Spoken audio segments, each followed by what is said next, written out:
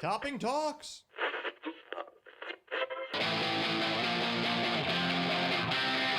That's 105 hours a week can't be beat.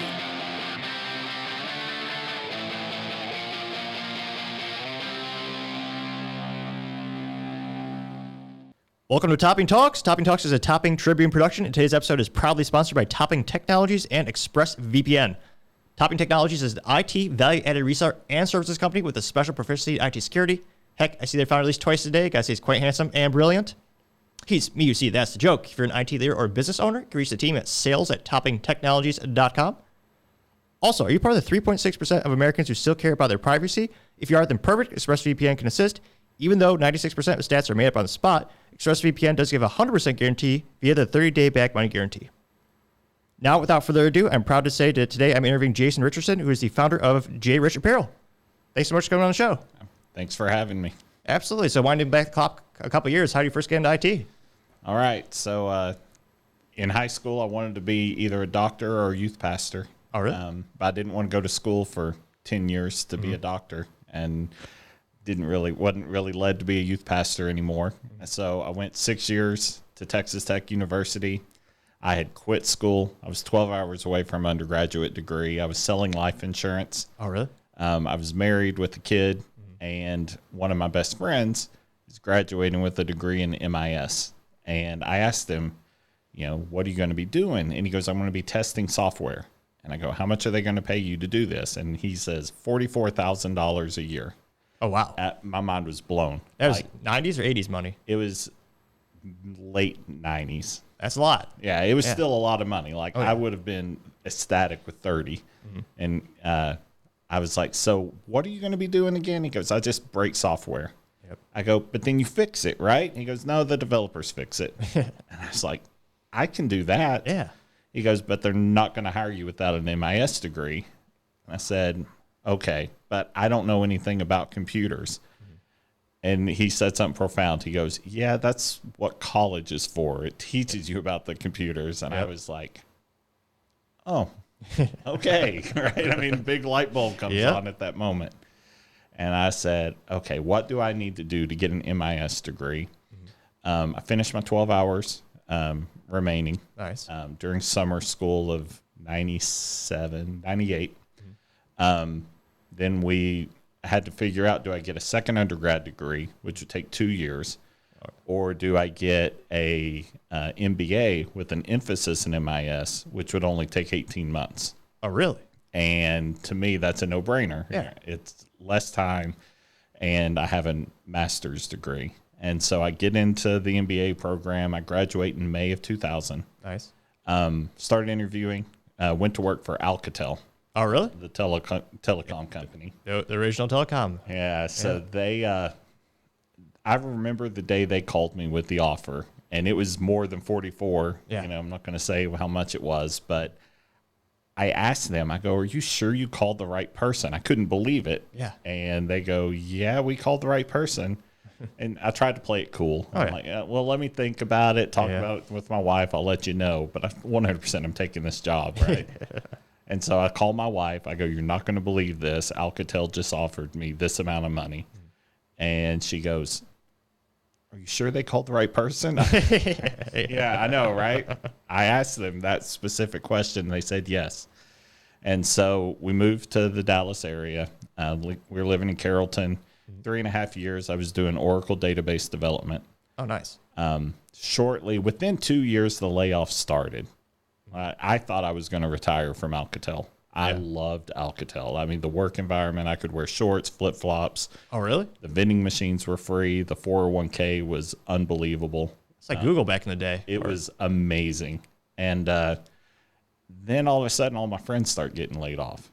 And our applications group went from 150 down to 26. Oh, my gosh. And I thought, okay, I think everyone thought at that point, the layoffs are done. Yeah. We all survived it. Let's take a deep breath. And then they outsourced the whole group to Accenture. Oh, jeez. It's like, oh. And so they're contractually obligated to keep us around for 3 to 4 months at our current salary. When that time period ended, they started looking to make cuts. Again? Yeah. And so I knew that I was probably on that list of first round of cuts. And so I was given the opportunity to work for Accenture in their consulting world. And I got transferred locally to the Blockbuster project in downtown Dallas, which was great because I didn't want to travel. Oh, yeah. You know, I had a small kid at home.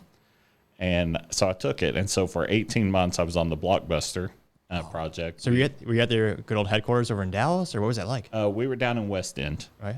Yeah, so I guess that was their headquarters at the time.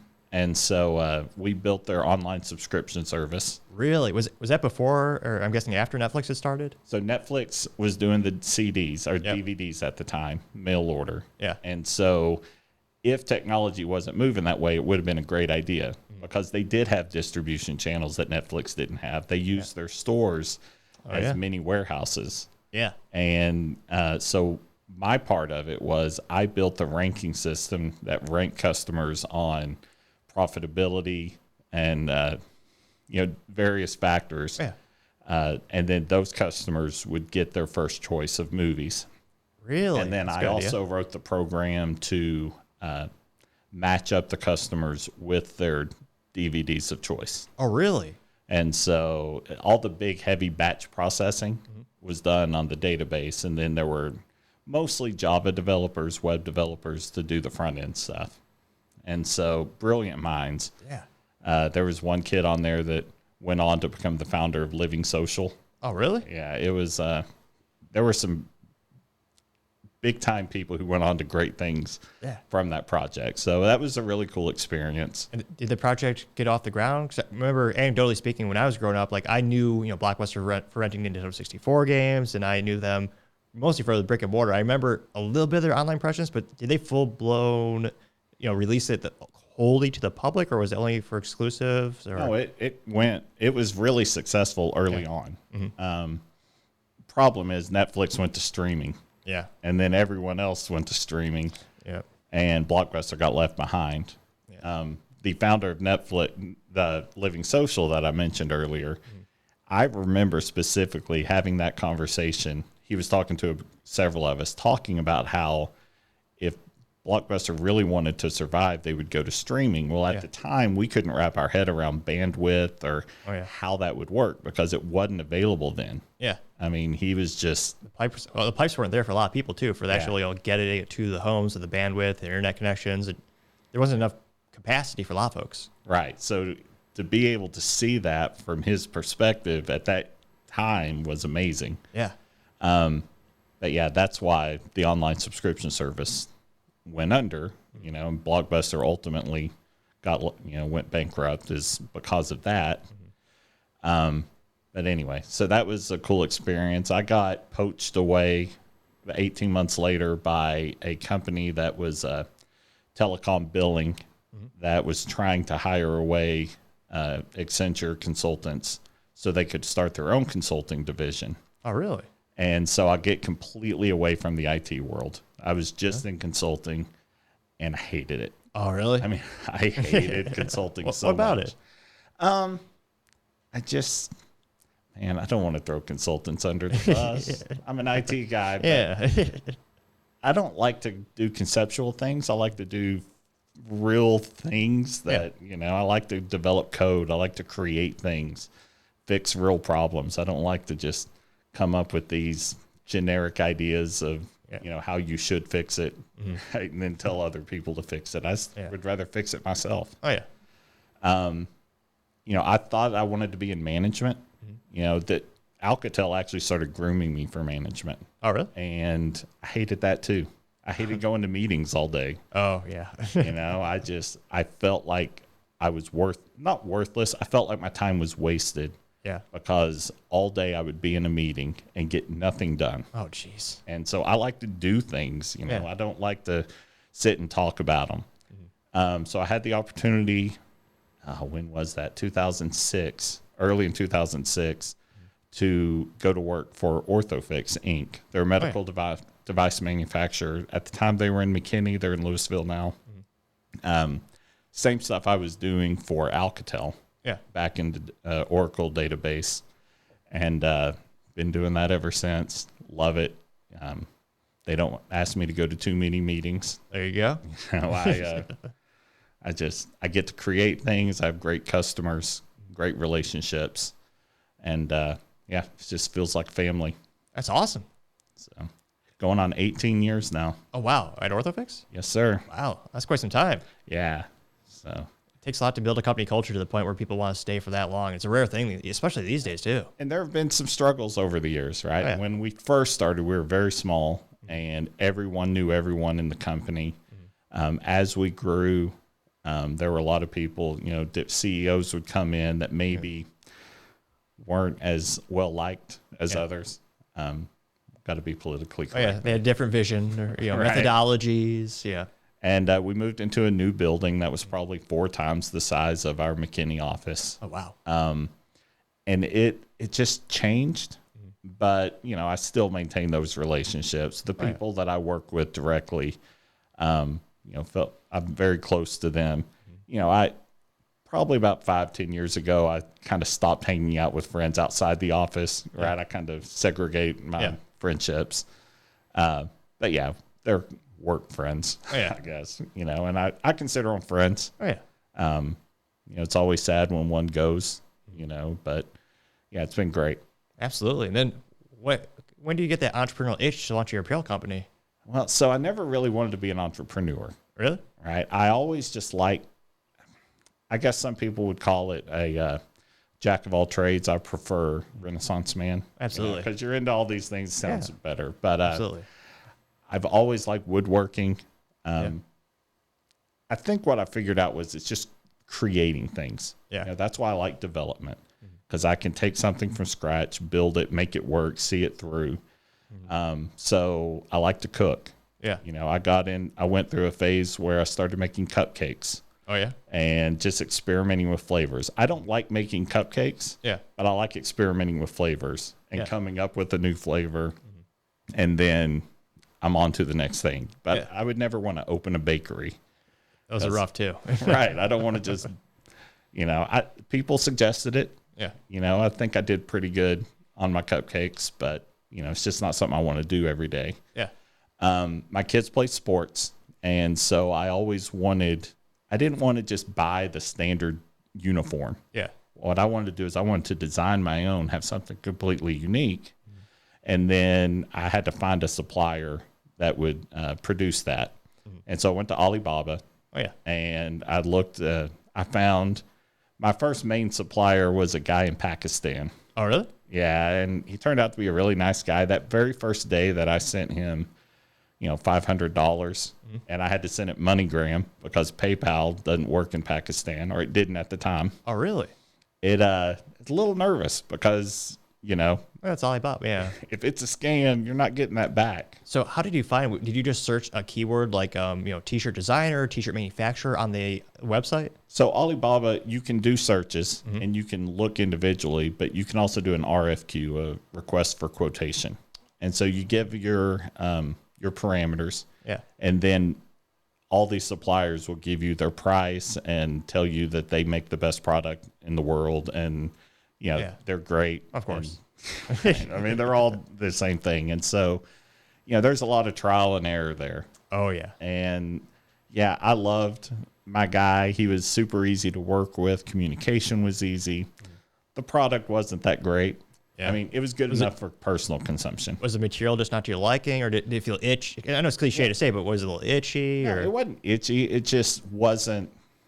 It wasn't the finest materials, and I always struggled with sizing because he doesn't understand American sizing. Yeah, and that's the confusing thing for people in the apparel industry because there's not just men and women's sizes, but there's a whole other myriad of variables as well, including geographical. Yeah, there are size charts. There's European size chart. There's Asian size chart, and then there's U.S. fit, and then what I affectionately call U.S. fat, which is just a standard U.S. fit, right? Yeah. And so I'm a fat guy. I can make those jokes, but so I never could. I always had to warn people: you want to order a size up, because their bodies are just different than ours, and so I always kind of had that struggle.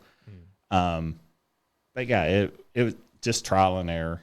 And I like this guy. I liked his product for personal use. But if I'm going to put my name on it, it has to be a little bit better. It's got to be better. Yep. And so how I got into J Rich Apparel is my boss at Orthofix knew that I designed things.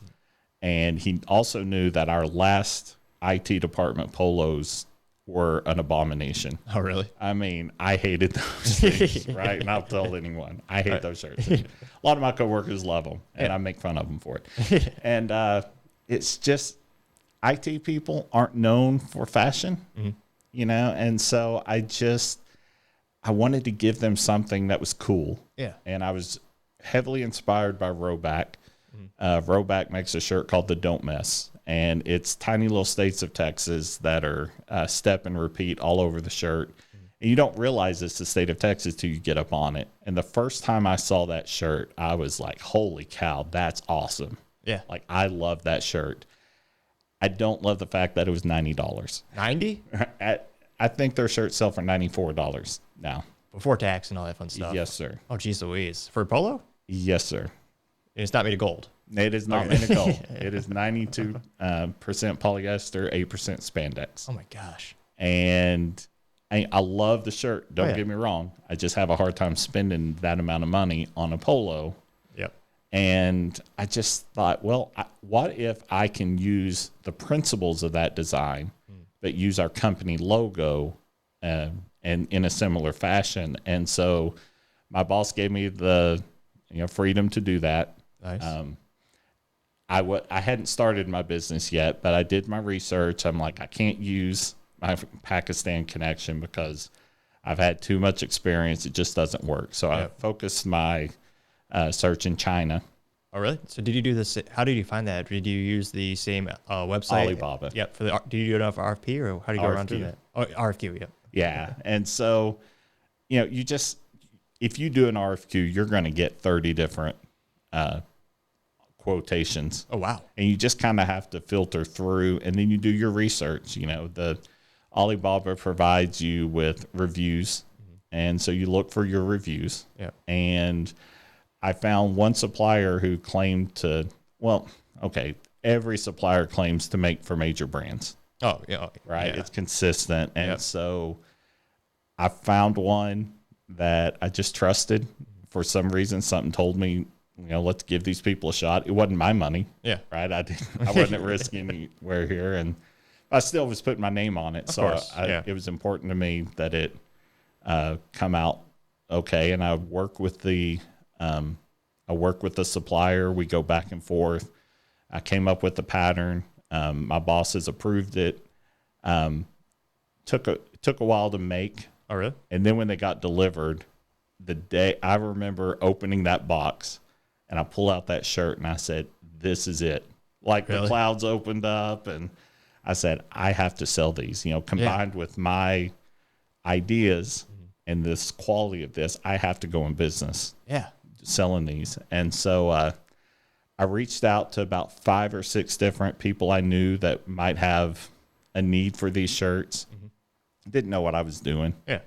And because I had never done it before, no one really believed in me. Yeah. And got told no, got put on the back burner. Yep. There was one friend who owns a consulting company that was really interested. And so we went back and forth. I spent hours and hours and hours coming up with different designs for his shirts. Yeah. And I really thought that this was going to be my big break. And ultimately, he decided to not buy from me. Oh, really? What was the reason why? I just don't think we could get the design right. Really? And it was the early days, and I look back at some of those early designs, and I can see why he didn't. Yeah. How do you do the designs, actually? So do you start with the good old-fashioned pen and paper? Do you have like a tablet or? No, everything I do is in Photoshop. Oh, really? Okay. And so I will take their logo, and I just... For businesses. Correct. Yeah. And I come up with... I feel like my strength is finding creative ways to match patterns, create patterns using logos. Yeah. I mean, sometimes it's as simple as just step and repeat. Yeah. Right? Those are easy. But a lot of times you have to take what the logo gives you.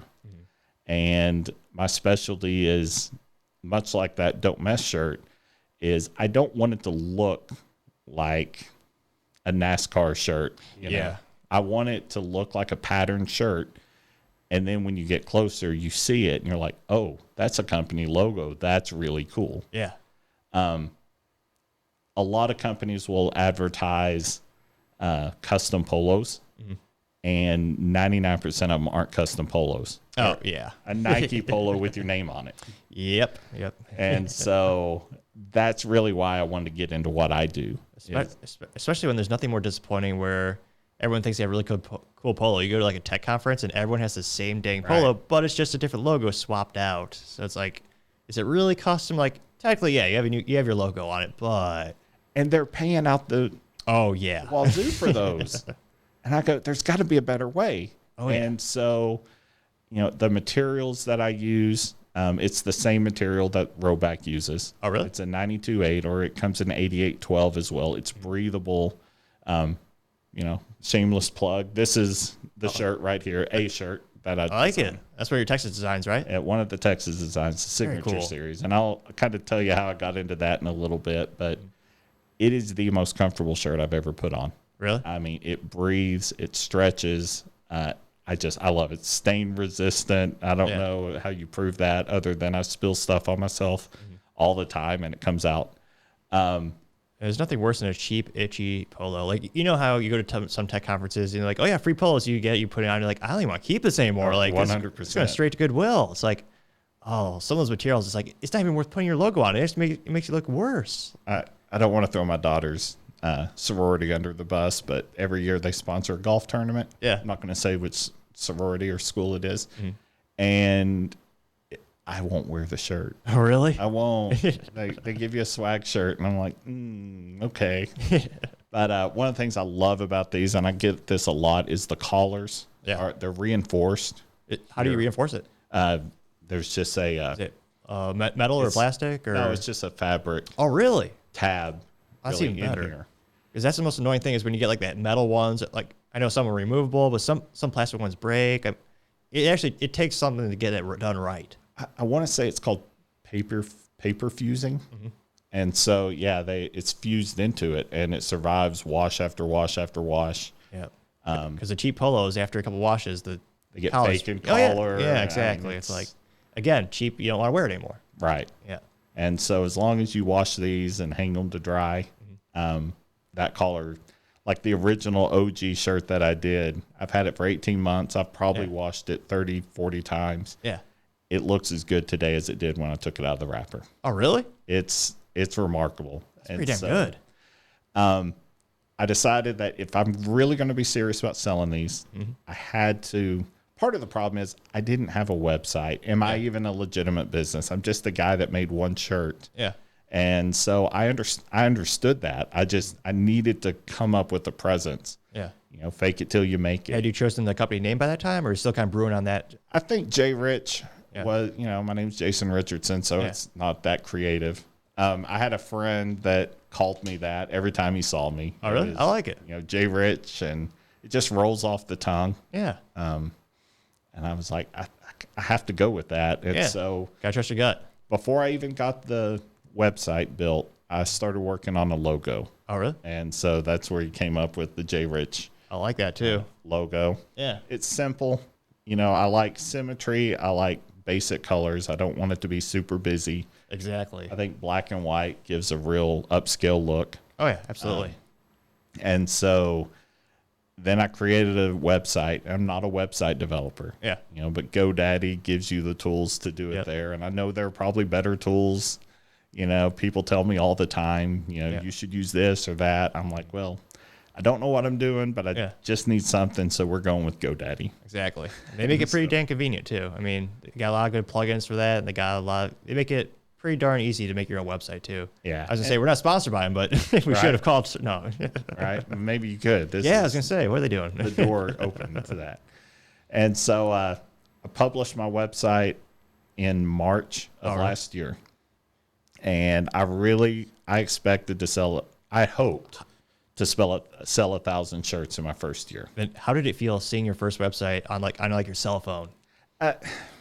I had very little money invested in this. I mean, I got emotional, man. Yeah. It is just like, scared. Yeah, absolutely. I mean, I was just like, I'm putting myself out there, and I know I've got nothing to lose here. I mean, what's the worst that can happen? I just don't sell anything, and I lose a couple of $100 in my time and money investment, but for whatever reason, I was just terrified. Oh, yeah. And so we went live with it, and, I didn't get a lot of business off the website. Yeah. Right. The website and the social media was just there to give me a foundation. Yeah. And so, see, I'm getting emotional. I'm an emotional guy. Oh, it's like a lot of people don't realize starting a business is like having a kid. I mean, you put your blood, sweat, and tears to it, 105 hours a week. I mean, and it's scary. There's some times where it could look like it's going under. You got to fight that much harder to keep that dream alive. Yeah, 100%. So I was very blessed. I'm a Christian, so I think a lot of this is not my doing. But there is a friend at work, a friend who's our sons go together, go to school together. Well, I'm fumbling all over my words. No stress. And so he is in this industry, and he said, I need to see some mock-ups for this company. Yep. And let me see what you can do. I mean, he was the first person that really believed in me. And so I did the mock-ups. He goes, okay, I want to order 500 of them. 500? 500. That's awesome. Wow. Yeah. Right? And so I'm just like, this is great. It's getting real. Yeah. And the next week, his coworker calls me and says, hey, I've got another big client. And this is a really, really big client, and I need to see some designs, and it's a big name brand that we would all recognize, Chili's. And they ordered a boatload, and then the guy who gave me the J Rich moniker orders. And so in my first month of business, I had sold 3,500 polos. That's incredible. It's a God thing, right? I can't wrap my brain around that. And your goal was 1,000. For the year. For the year. For the year. That's astronomically awesome. And I do very little advertising. Yeah. It's all word of mouth. It's terrifying to place those initial orders.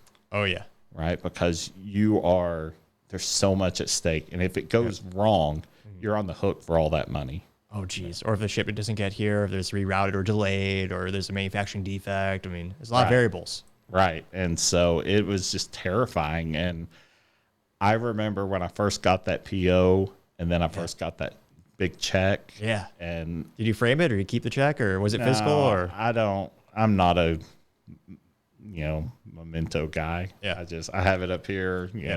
Did it, and but yeah, then the day I delivered it, I was just like, it's just deep breath, and it took 2 or 3 months to deliver that first big order. Oh, wow. Yeah. There were delays in not only the design aspect of it, but just, they messed up one of the shirts. There were several designs, so they had to remake them. And so do they have to remake all of them, or do they make one, ship it to you, or how's that process usually work? So I think that order was 4 different designs, men's and women's, so 8 different shirts. I think 6 of them were delivered on time. They had to remake. Oh, really?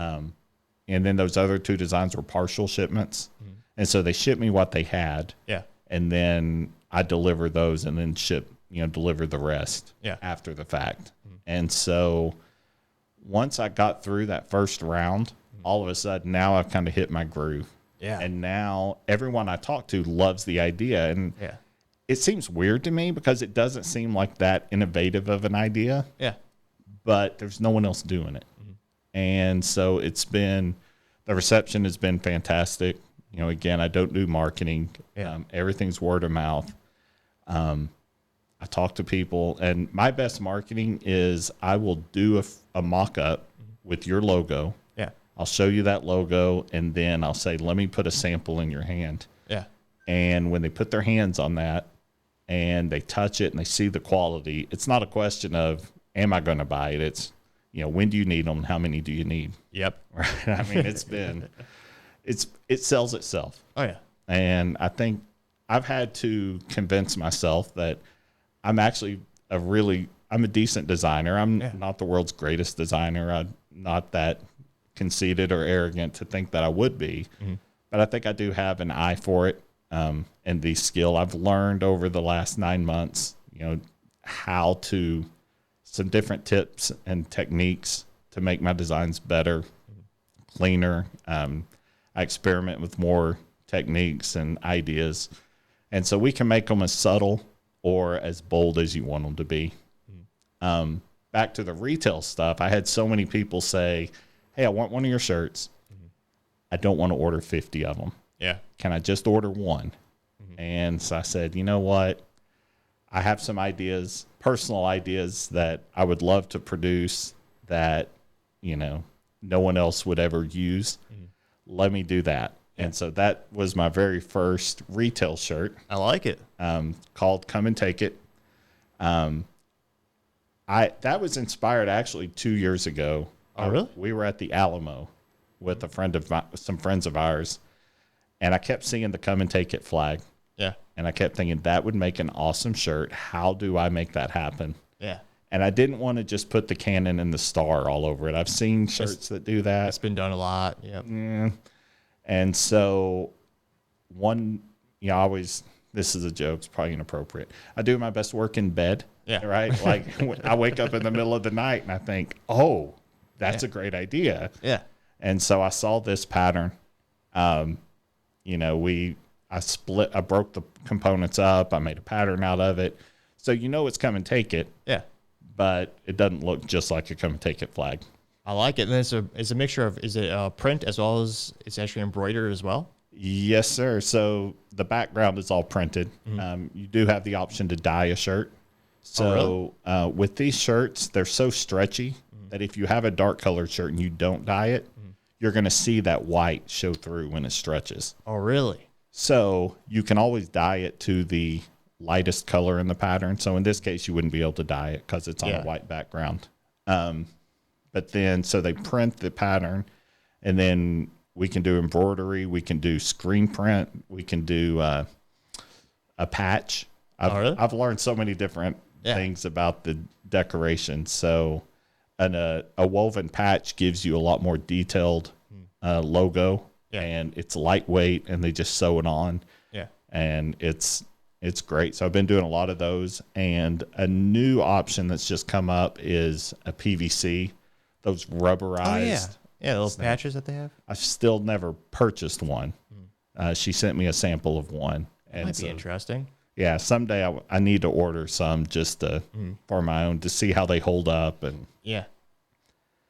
So I came up with a pricing structure that includes everything. Oh, really? I don't want people ask me, well, how much is shipping? How much is this? I'm like, look, you order from me in bulk, it's going to include everything. Yeah.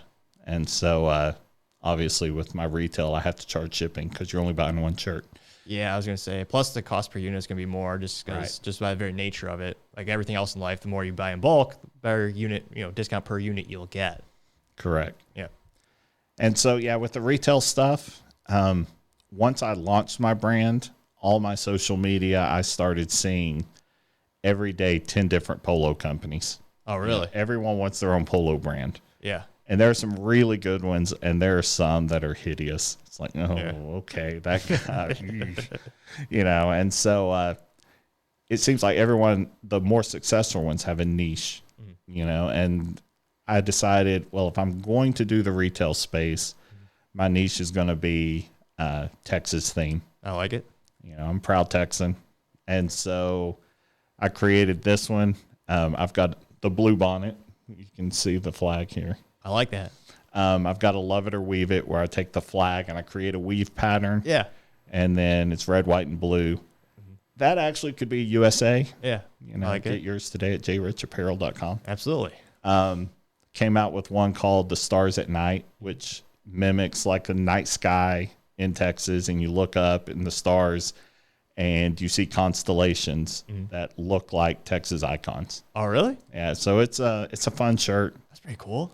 Just released the Yellow Rose of Texas shirt. Perfect. I had a hard time seeing that one, but my wife's grandmother suggested it, and best woman ever. Everyone loves Mama. Of course. And if she asks for Yellow Rose of Texas, you make Yellow Rose of Texas. Yep. And so we did, and it turned out great. It's one of my favorite shirts now. It's yellow roses, and the vines, the leaves on the vine are all tiny little Texas-shaped leaves. Oh, really? So it's kind of fun. It's a subtle thing. That pattern is bigger than most patterns I do.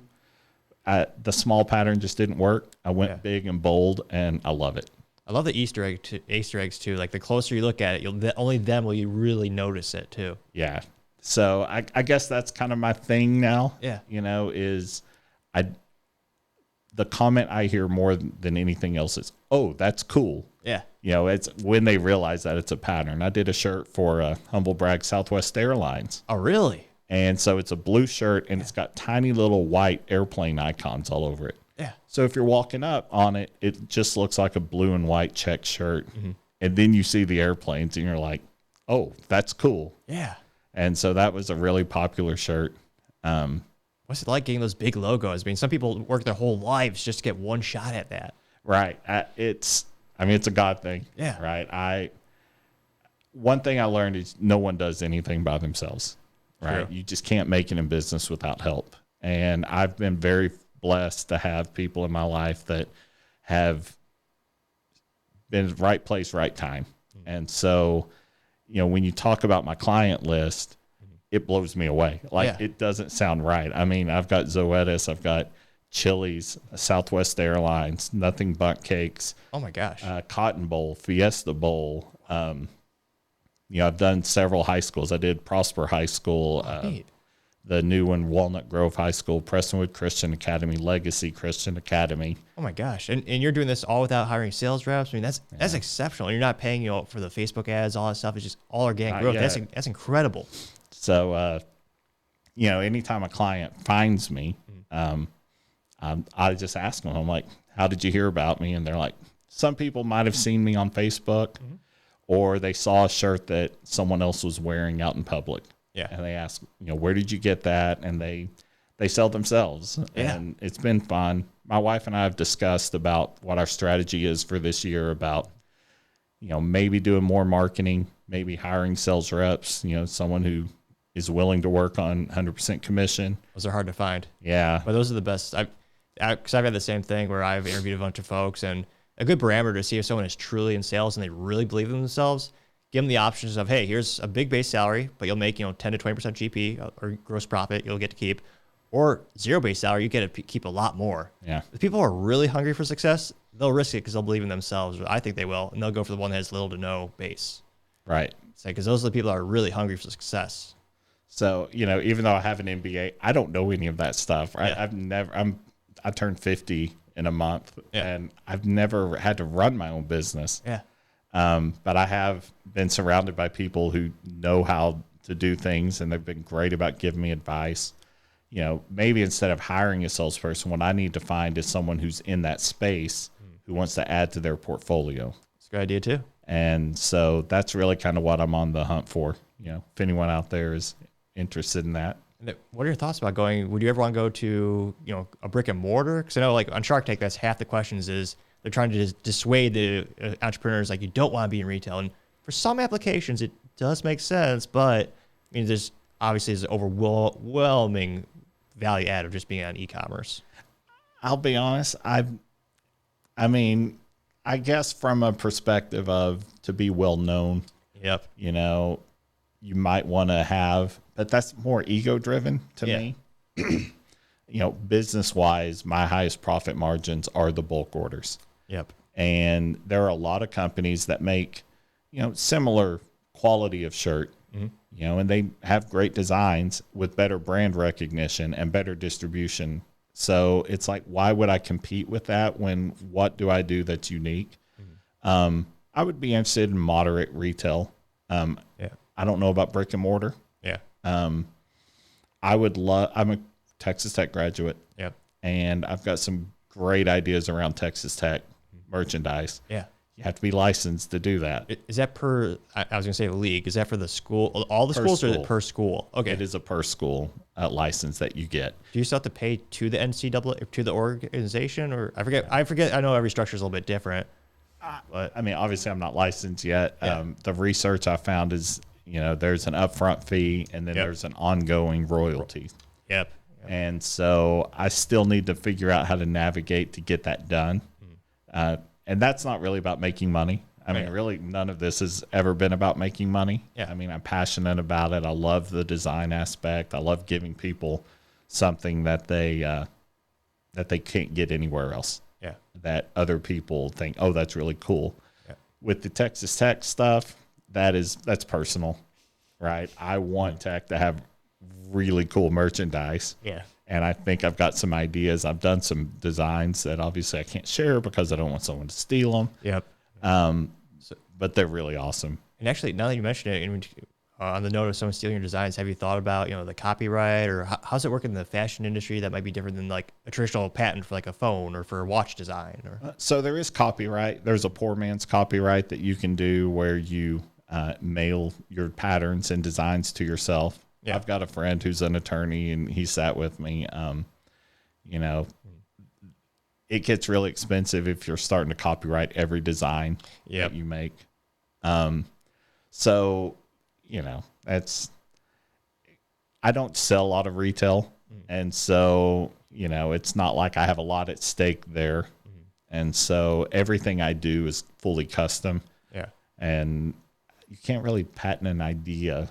No, well, plus, I was going to say a lot of things you do are with businesses. If someone else were to try to copy you doing a business logo, that business would probably be the one that sues them out of existence. Right. If I were to guess of who's trying to protect that logo out there, I'm pretty sure they'd stomp that out pretty quick. Yeah, and along those lines, I tell people, it's like your design is only limited by your imagination and U.S. trademark laws. Yep. All right, so if I am, I can't make you a shirt with a Disney logo on it if you're not Disney. Yeah, exactly. And so I've only run into customs issues one time. Oh, really? Yeah. So most of the time it comes in, I have no problem with it. I had an order come in and it got seized by customs, and they're like, I call them. Yeah. I'm like, how do I get it back? And DHL says, yeah, we can't help you. What? Right? I mean, they're like, we'll refund your shipping fees, but it got seized. And so maybe you'll get a letter saying why you got seized, but we can't tell you anything about it.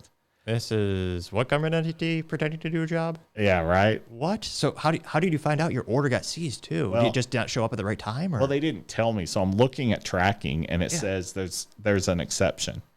And so I waited 24 hours, and so then I call them, and that's how I found out about it. So who did you call? Did you call the shipper or the distributor or the manufacturer? Or? Well, and so I called. It got seized in Cincinnati, and so then I start looking. Well, that's DHL's hub is in Cincinnati. Yeah, that makes sense. Sorry, that was no context. Oh no, you're okay. And so I look up a number for customs, and then Cincinnati office. I get a number. I call them. They say, sorry, if you're calling about this, call this number. So I called that number. They said, if you're calling about this, call this number. I'm like, you couldn't have told me that on the first call. And so I finally reached a person, and the dude was super cool. Yeah. I mean, he was really nice. They say government employees, aren't always the easiest to work with. This guy was awesome. Yeah. I explained my situation. He goes, well, it's this logo. I said, yes, because I'm working with that company. And he says, well, do you have a license to use it? I go, I'm making it for that company. They have a license to use their own logo. Yes. Yeah. And I go, you tell me what proof you need. And so the company issued me a letter. Okay. I was able to forward them all the email exchanges showing that company's, .com, and we got it released. And 2 days later, it shows up. So how stressful was that, though? It was pretty stressful because that was a big order. Yeah. How many shirts was it? It was pullovers. Yeah. I think it was about 50 pullovers, but pullovers are more expensive. That's a lot of revenue. Yeah. Oh my gosh. And I was just going to have to be on the hook. So how would they find out? Do they open your package or X-ray it? What? Really? Yeah. And customs isn't the best about. they don't know how to fold shirts. Oh, I'm sure they don't give a yeah, it's like the TSA. Right. Yeah. So I don't know that they open every box, but most shipments come in and one shirt has been taken out of its cellophane wrapper and then just wadded up and shoved back in. Like they don't even try to fold it. They just wad it up in a ball and shove it in. That's disgusting. That's especially it's a new shirt. Yeah, so brand new. Do you know what triggered it? Because I mean, it's shipping in I'm guessing a relatively plain box, or does it have like the logo on the box, or how do they even? No, it doesn't have the logo on the box. It's just Was it just a random? They just random inspection? Check. Really? And then they see the patch or the decoration that's on it, and it's a well-known brand. Yeah, and so it got it released, and so now I navigated that, and that was a learning experience. Absolutely. So now I know how to do it for the next time. So now do you always ask for a copy? It sounds silly because, again, you're working directly for the business that owns the logo, but nowadays do you ask for like an official letter saying, hey, we're giving this guy permission of the logo? Or that's a good idea. Yeah. I mean, I've thought about it. I just haven't. Yeah. Because, again, it's not like you're selling these. It's not like it's one of those things where I understand the concern if you're selling a logo that is consumer. Like if someone wants a Chevrolet logo, that's something where a regular person would want. But like a lot of these business logos, traditionally, the people who will wear it are the people who are working at the business, or maybe a business partner that they give to you as a gift. This was a client. It was a bowl game. Yeah. So really? It is something that you probably would sell if you could. Yeah, that makes more sense. Yeah. And so, it worked out. Yeah. But there have been all sorts of things that I've had to navigate through the process. Like I have never sent an invoice out. I don't even know what an invoice looks like. Yeah. How am I supposed to invoice people? And so my wife is on a CPA. Oh, excellent. But I started this in March during her busy season. So she did not have time to help me do all this. And so I'm sending out all these invoices, and I try to ask her for some help, and she just doesn't have it.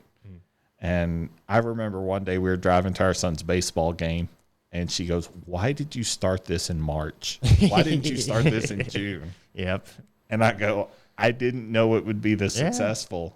I mean, I'm just as surprised as you are, baby." Yeah. And so, we had a good laugh about that. But she's on board now. Excellent. She's come in. She's handling all the invoicing and collections and all the tax filings. And that's, all that fun pain that I was going to say, there's some things they don't teach you in college. You probably should, I don't know. I always joke. I got a business degree in entrepreneurship, and like in the first year starting my company, I learned more than the last 4 years of college combined. Like simple things like sales tax.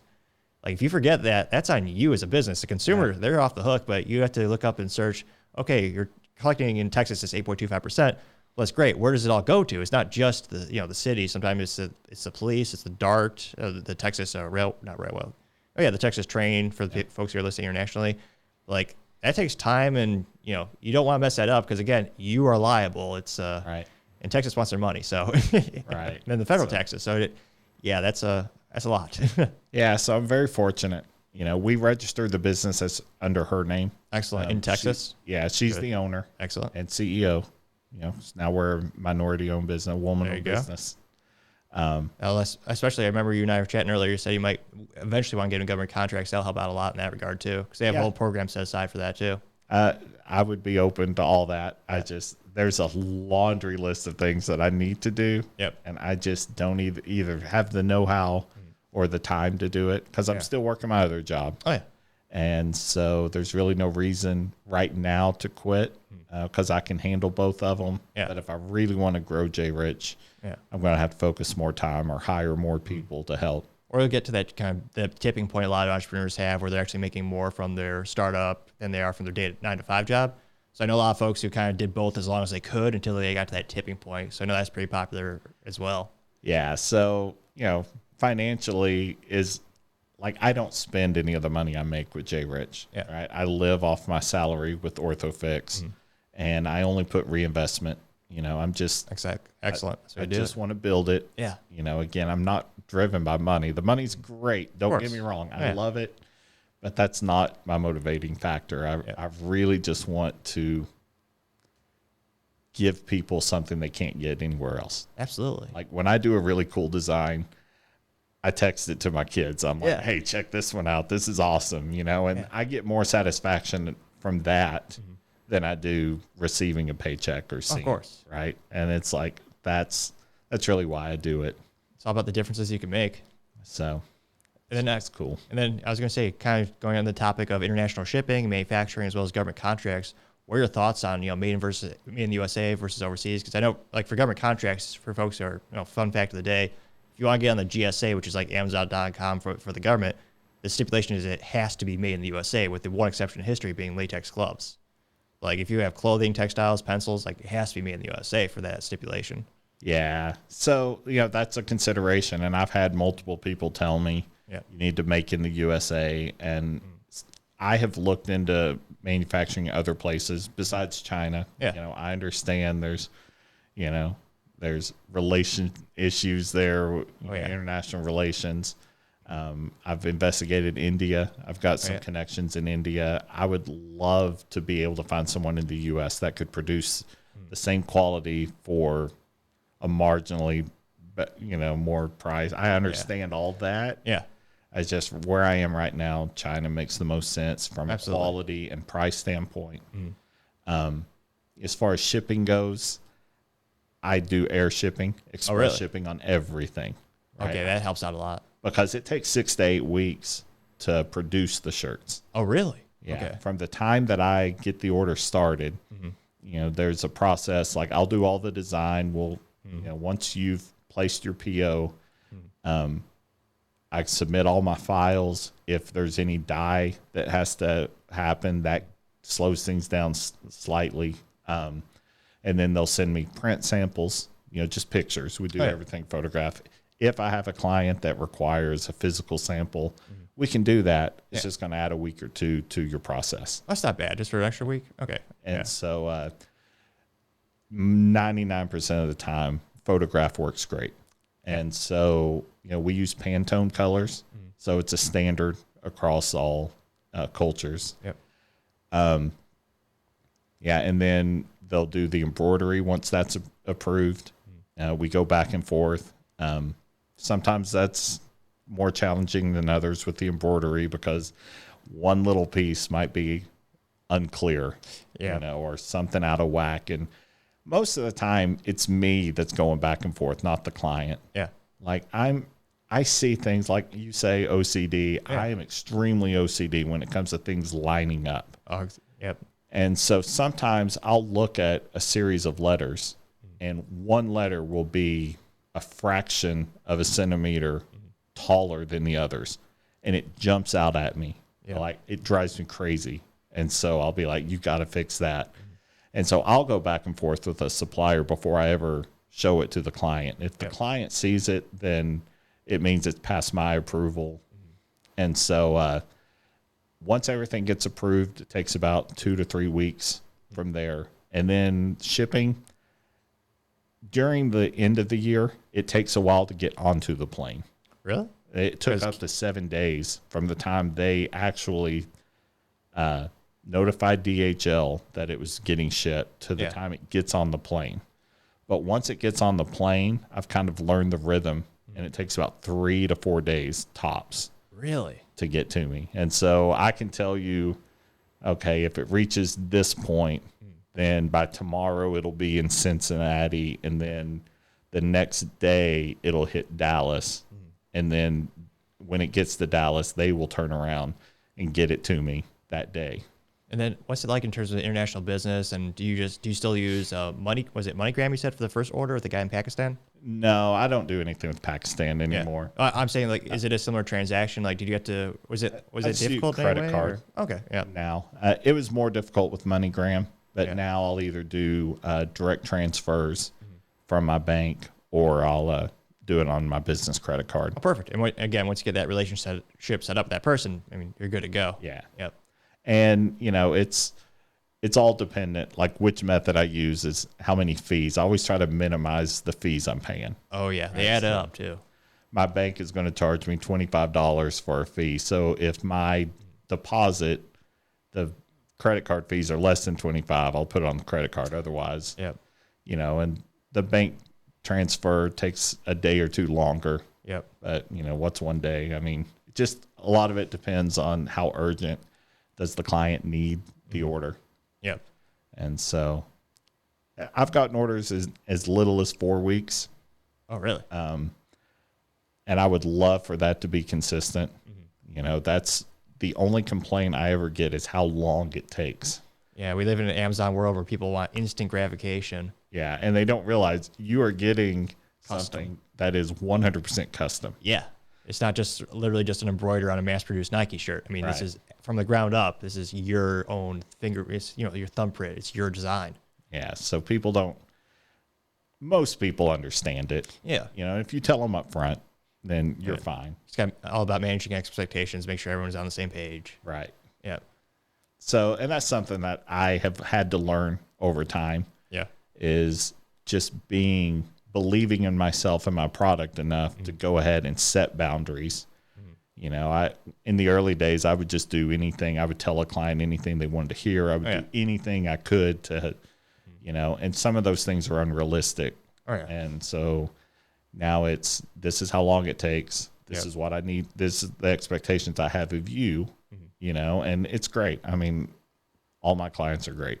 Yeah. That's awesome. So, yeah, I was going to say there's such an overwhelming benefit of having international business relations. And again, the time, it's just a trade-off too. Yeah. You say, you talk about people in your life that, right place, right time, a teacher in our Bible class, he has made a career of business in China and overseas, right? Oh, really? So he's been an invaluable source to Perfect. Sit down and talk to and get connections if you ever had a problem. And so it's crazy how many people that you don't know have all that expertise. Absolutely. And it makes networking. I think you connected me with Raymond the other day. Yeah. And we had a 30-minute phone call about warehousing. Yeah. And I learned so much from that conversation. Because I'm not at a point where I need a warehouse yet. Yep. Because I'm working out of my garage and guest room. And most of what I get comes in and then goes out within a day or two. But, I rebox it and do my inventory counts and then, get it shipped out or delivered if it's local. But there will be a day, hopefully, where I'll need warehouse space. And so to be able to learn what some of those options are that are more affordable, that was great. And so I'm really learning the value of networking. Oh, yeah. I have never felt the need to do that because I've been an IT developer. Yeah. So it's been really fun to go through that experience. Absolutely. Then where do you see the business going, or what's your kind of vision for it long term? I don't know. Like initially I thought, when I first thought I would do this, I thought I would be the market leader in like school spirit wear. Yeah. I'd never envisioned getting into the corporate world and having as much success. Yeah. I don't know. I don't want to put limits on it, right? Because every time I put a limit on it, I'm blown away by what happens. Yeah. And so, people will come up and say, "Oh, you're going to be famous someday." Yeah. And I'm like, I don't want to be famous. I want to be anonymous. Yeah. I want to be known from a business perspective, but I really don't want to be bothered out in public. Oh, yeah. But people do. They recognize me out in public. Yeah. Some. It's not huge. I'm not like a rock star or anything, but How foreign and how awesome, or what did it feel like when it first happened? Were you, scared, concerned, freaked out, or do you remember that first time someone like recognized you for that? It's mostly people that I interact with. I don't really know them. Yeah. Right. But they'll be like, I did some shirts for my son's school and they were wildly popular. Yeah. And so now everyone wants to talk about J Rich. It's kind of died down, but for a while when the shirts were out, and that was like really weird. It's like, okay, I'm still, Tucker's dad. That's how people know me. They don't know my name. Now they do, but what was it like expanding into different product categories? I remember you started off with the polos to begin, and then you're starting to do a couple other things. So I've moved into the quarter zips, and I love the quarter zips. Oh, really? I'm not a big quarter zip guy. But man, when I put this on, it's the material's so luxurious. Is it the same as a polo? It's a little different. So the polos are 92% polyester, 8% spandex. The pullovers are 80% polyester, 20% spandex. Oh, really? And they're thicker, so the weight's heavier. We can do thinner weight. You know, some people, one of the bowl games preferred just the thinner.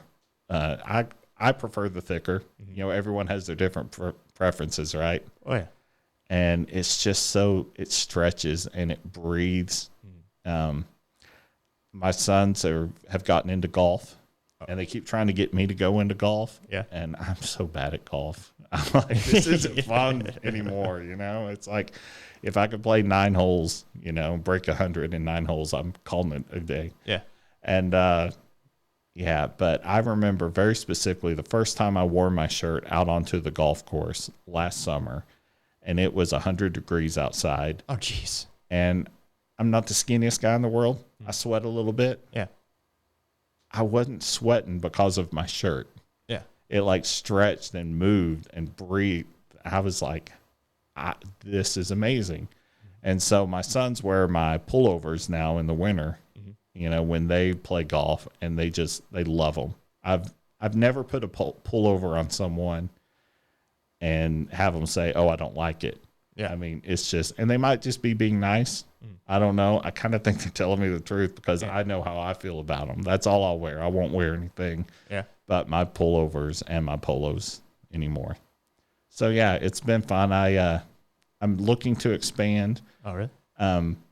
You know, every time you come up with a product, you have to order samples. Oh, yeah. You know, back and forth. It's just trial and error. So there's a pullover that my son showed me. It's a printed shell, and then it's a fleece inner, like the fuzzy fleece. Yeah. And it's reversible. Really? And I don't know how popular they'll be here in Dallas in the Metroplex, and it's not like it's just a really cool product.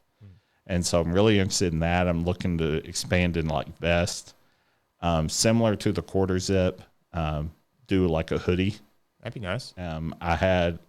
We host a Bible study on Wednesday nights, and the leader of that shows up it's the same material as my pullover, but it has the hood, and then the liner of the hood is printed.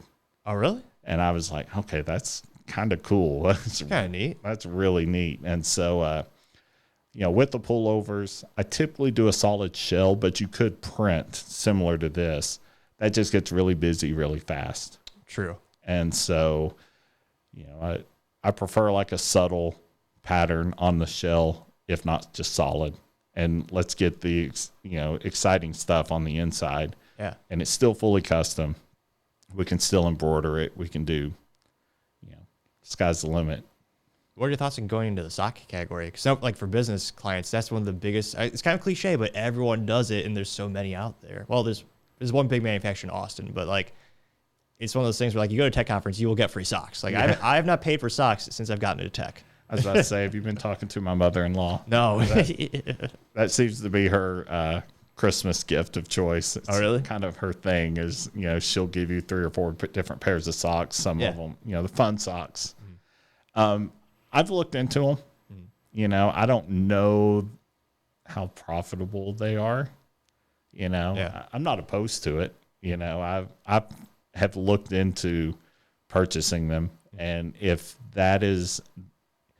the full line of merchandise for corporate stuff is kind of where the business goes, then yeah, I would certainly add that. Yeah. I think it's like a lot of things. You got the tough thing is you got to get in a massive, like any new company or main company, you have to get in a massive bulk to really make a good profit on the product, because you got to get that cost per unit down. Right. It's just like, if you just want, you know, 100 socks, I forget what I paid for when we got ours a while back, but I mean, I actually did the price breakdown and calculated like what's the discount per unit with all the different price bands. Cause you know, I think it's every, you know, 50 units, they'll do a price break or something like that. And you see the quantities, like to get it to where you really can make a profit, you need to order thousands. Like the only thing worse or more difficult, I believe, would be like the beverage industry. Like I've looked into that. In order to like make a profit or get it close to like a retail where you see a product on the shelf at 7-Eleven, you'd be making hundreds of thousands of units just to get close to the price point. It's so difficult. Yeah. Well, and I've gotten a lot of free socks at conferences as well. Yeah. I don't know how to put this. Like, there's a difference. It's the difference in the quality of the shirts, between a free shirt and then what Roback and Peter Millar and hopefully J Rich included in that conversation is delivering. Mm-hmm. The socks I put on, I mean, they look fun. Yeah. But they're not like the highest. I don't know. I just feel like there's not a differentiation in quality plus that. And there's a lot of people doing socks. True. And so, yeah, that would be a tough space to break into. And, it might be a loss leader. That's a good point too. Just kind of get their attention. But it's something to consider. I've thought about pants too. Oh, really? Right, like the Lululemon style pants. Oh yeah. But again, there's not a whole lot you can do with pants to customize them. Oh, right. Yeah. I mean, you don't see a lot of printed pants. It's mostly just solid stuff. And so then you're talking about comfort and does Lululemon do it better than you? Yeah. And so I've really, I've looked at that. There is a company that I absolutely love, and I'm going to give a shout out to them because I love them. Yeah. It's Horn Legend. They're also a local company, and they do wholesale and they do men's apparel. Oh, really? And a lot of it licensed. And so you can't buy directly from them. Yeah. But man, I love their stuff. I really do. Make some cool things. If I could become what Horn Legend is, that would be fantastic. Yeah. And that's really cool. Like, you go into some of these high-end men's stores and, they have their Horn Legend display. Yeah. That's kind of where I envision where I want to be. I want to be a high-end. Yeah. People have suggested that I put this shirt in Buc-ee's because Buc-ee's sells a lot of stuff like this. Oh, yeah. And that's that question of, maybe I could, and maybe I could make a lot of money doing it. But then, don't get me wrong, love Buc-ee's. Oh, yeah. I'm not sure I want my brand to be aligned with Buc-ee's. Does that make sense? Oh, no, it does. Absolutely. It's a different retail environment, different experience. And like, I've been to Buc-ee's. It's one of the, I was going to say, I might be biased because obviously I'm a Texan, but I think it's the best convenience store ever for gasoline. Amazing. It's unbelievable. Because they're headquartered in the good old state of Texas. But it is, you go inside, I mean, because again, I'm fascinated by retail and the science behind it. And they do have certain price points for a lot of the things in there. And they know it's more of a convenience thing. People aren't going there for a shirt. So if you were to be in there, in order for it to be successful, you would have to drop the price. So you'd either make less profit or you'd have to use a lesser material, in my opinion, in order to have a mass volume sales that would not only make you happy, but also the company Buc-ee's happy. And I mean, retail, the rule of retail is 50%. I mean, that's on average how much profit they have. That's not much they make at the end of the day, but they have the overhead with the electricity, the employees, but that's kind of the good old rule of retail of what they need just to kind of grow a little bit. And even if I was selling it in mass quantities and could do it for a small margin, making it in bulk, I'm still aligned with Buc-ee's. Yeah. It's like, I can't really be Horn Legend and Buc-ee's at the same time. It's a different environment, different retail experience. Would you ever want to be in the shops of legacy?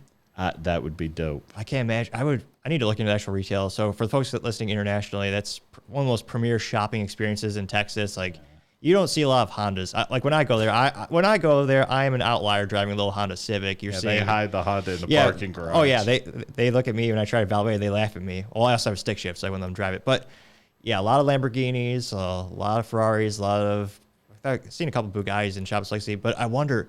I mean, obviously, some of the best foot traffic out there, the people over there, either business, they're getting dinner or lunch with clients, or they have a lot of money.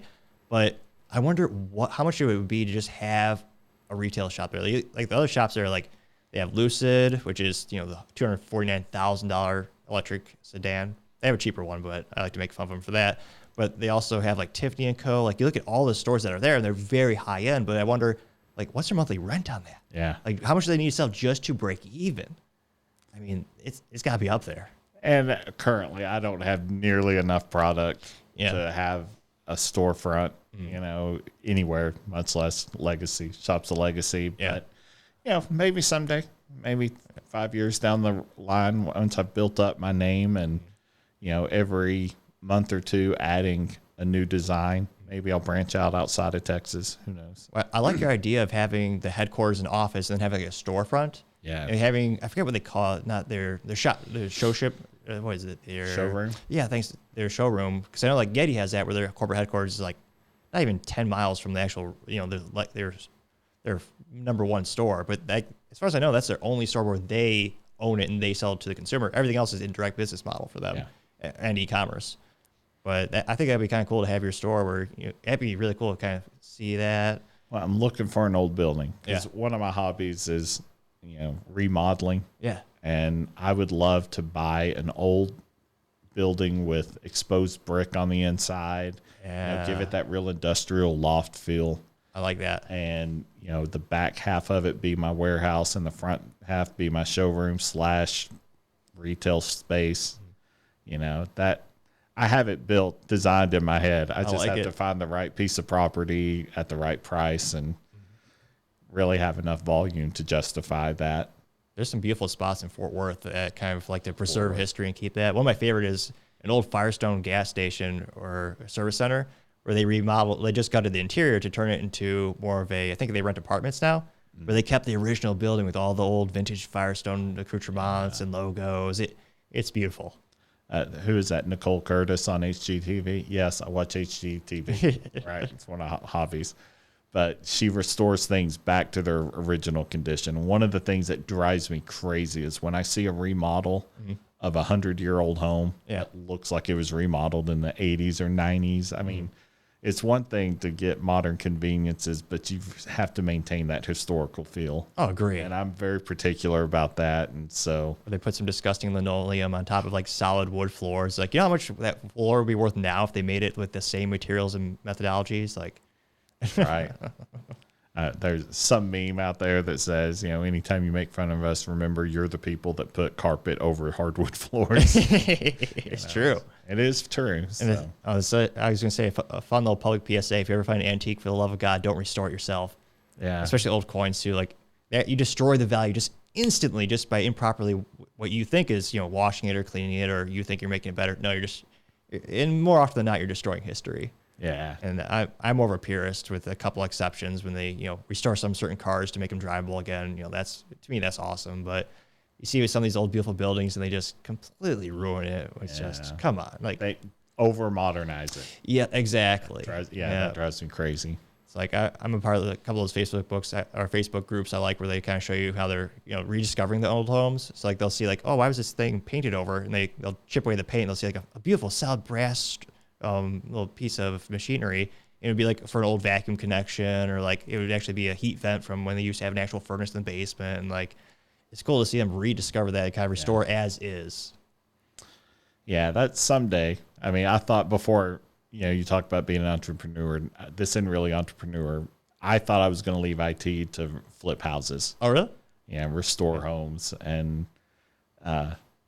those plans have kind of changed now. But I love the whole idea of remodeling and restoring things. Yep. We bought a house out in Lubbock for my oldest son to live in while he was going to school out there, and it had this 1960s light fixture that it looked ugly. It was this brass weird fixture, and I didn't think anything of it. Yeah. And then I was watching an HGTV show where they're remodeling mid-century modern house, and it had the same light fixture. Really? And I saw them go, hey, this is a really cool light fixture. Watch this. And they grab the handle and they pull it down, and it stayed where they pulled it down, and then they push it up, and wherever you put it, it stayed. It's pretty cool. It had this like pulley system that was inside of it. I couldn't wait to get back out to Lubbock. Yeah, and see check if it out. Mine does the same thing, and it did. Oh, really? I was like, pretty cool. That's awesome. And so I didn't replace it. I left it in there, just for that reason, because it's touch of history, and it was really cool. It's awesome. Like I grew up in a Sears house, and and in hindsight, I appreciate it a lot more that now that I'm older. But even back then, I thought it was cool, just the business history. Like a lot of people don't know, there was a time when Sears was so big, you could buy a house from them and they'd show up as, you know, a like package of materials. $4,000 or something. Oh, geez. And the land was darn near or seemingly free at the time. Yeah. But yeah, they would show up as a bunch of materials and you would assemble it yourself or hire someone to assemble it for you. And they were built better than a lot of houses. Yeah, today. exactly. Yeah. So what kind of other things like do you do outside the office? So, you know, I like to cook. Oh, yeah? You know, I like to remodel houses. You know, same thing with shirt design. I'll just get bored some days at work. Yeah. Not at work, on my break. Exactly. Of course. You know, and I'll just start looking at Zillow, you know, nationwide at homes that were built before 1940 that are big and, you know, need repair. Yeah. I'm particularly drawn towards downtown type buildings that are vacant that, you know, sometimes you can find them for like $200,000. Oh, yeah. And then just in my mind, I'm restoring them. I'm remodeling them and decorating them. You know, just that's what I like to do. Knowing that full well, I'm never going to purchase that property. Yeah.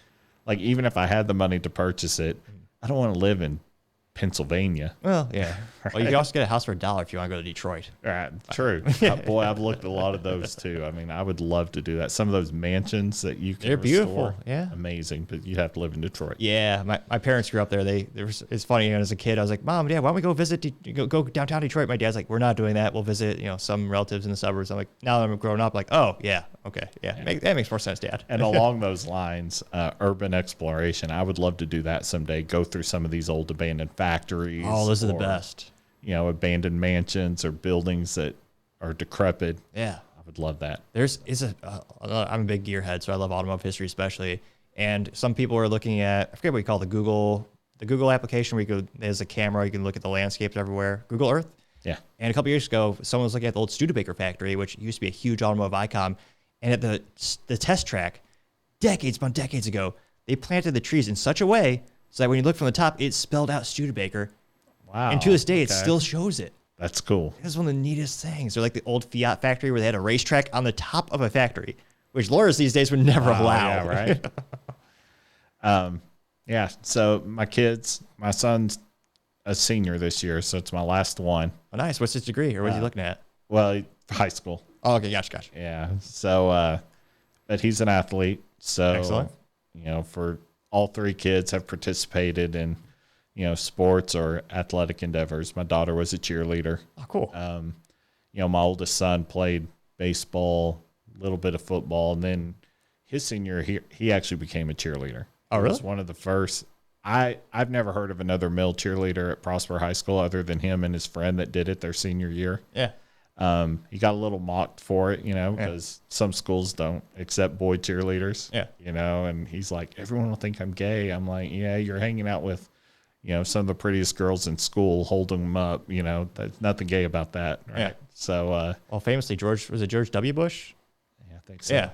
I was going to say that's probably the most famous cheerleader I know of, at least a male, obviously. Yeah. So he did it and he loved it. Yeah. I mean, it was a really cool experience. You got to be in shape too. Yeah. People don't realize. Oh yeah. His athletic career was ended by chronic knee surgeries. Ooh. He had microfracture on both legs. Oh shoot! Not at the same time. Yeah. But it just derailed his athletic career, and you know he's a great athlete. Yeah. You know, just ended too early. You know, and then Tucker, the youngest one, he plays everything. Oh really? You know, he plays football, basketball, baseball, runs track. He played indoor soccer in the summer. You know, that was recreational, but it was just fun. They just won a state championship in 6-man football. Oh, cool. Yeah, Tucker's a special player. He's not the world's greatest athlete. I mean, he's a really good athlete. Don't get me wrong, but he just plays the game at a different level, right? He understands it, and he's just such a leader, and he's quick, like very elusive, and he always is in the right place at the right time. And so he's been a lot of fun to watch. He didn't play basketball this year, broke our heart. You know, I understand why he didn't do it. Yeah. You know, he's just so busy, got so much stuff going on. You know, talk about a Renaissance man. He started a leatherworking business. Oh, really? And got a leatherworking kit for Christmas and just started it as a hobby. Yeah. And then the next thing you know, he's he starts his own company, puts it on Instagram. That's awesome. Starts taking orders for custom leather work. Yeah. Richardson Western work. There you go. Shameless plug. We'll put him in the description. That's awesome. Yeah, he does a really good job. I see some of the pieces he does. I'm like, you made that? Yeah. Wow. He's a really good student. But yeah, he's getting ready for baseball in the spring. Mm-hmm. And then in the fall, he'll be going to Texas Tech. Nice. Hanging up he'll be playing intramurals. Oh, really? We talked about maybe trying to walk on at Tech. Mm-hmm. The odds are pretty slim. Yeah. Not a lot of 6-man football players go on to play D1 football. Mm-hmm. And I think we came to the conclusion that if he did it, he'd be doing it for me and not himself. Yeah. And you have to have that level of passion. You have to be doing it for yourself. Absolutely. And so he's very mature and just focused on his future. I think he wants to be an architect. Oh, cool. And he's going to be really busy with that. Oh, yeah. And so my daughter is in OT school out at Tech. Getting married this summer. Congrats. And then my oldest son's married. I had a grandson. He's about 18 months. Oh, excellent. Oh, man. How old is he? Not quite 18. 16 months. Yeah. And then he and his wife have another one on the way. Yeah, so congrats. That'll be fun. Yeah. Grandpa. There you go. So, yeah, that's what we do. And then we go to church. We go to Prestonwood Baptist in Prosper, the North Campus. Mm-hmm. We've watched that grow from 300 people to, 3,500 people now. Oh, wow. Yeah, there are a lot of people. And it's great. I mean, I love the small church atmosphere, but the point of a church is to grow. Absolutely. And so we've met and maintained relationships with a lot of great people over the years there. It's been great to raise our children in that environment. Absolutely. And, proud dad. That's awesome. I was going to say, I appreciate you coming on the show. I'll have to do it again sometime. Well, man, this is fun. Absolutely. I hope I didn't talk your ear off. No, it's perfect. Thanks so much for coming on the show, John. Appreciate it. Thank you. Thanks, everyone, for taking the time to tune in. Don't forget to click that like, subscribe, and share button. Don't forget to also tell your family, tell your friends, tell your coworkers, heck, tell your enemies, tell anyone and everyone. Just stay safe and have a great day.